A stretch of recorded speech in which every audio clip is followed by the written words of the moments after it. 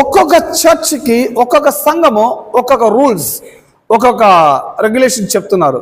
So ఈ సంఘానికి వస్తే మనమందరం ఇలా ఉండాలి, సంఘంలో ఇలా ఉండాలి, ఈ సంఘంలో ఇలా ఉంటేనే ఈ సంఘంలో మీరు మెంబర్గా మీరు ఉంటారు అని సమ్ చర్చెస్ అలా చెప్పి ప్రజల్ని వాళ్ళ యొక్క రూల్స్లో తీసుకొని చేస్తారు మనని.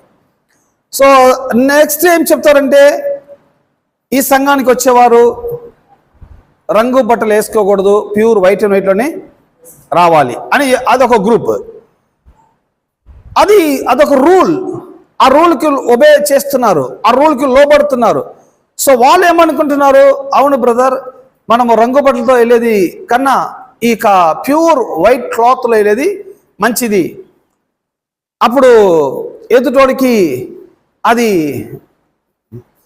తప్పైన అభిప్రాయం కలిగించదు, ఇది మంచిది, ఈ యొక్క డివైన్ క్లాత్ అని వాళ్ళు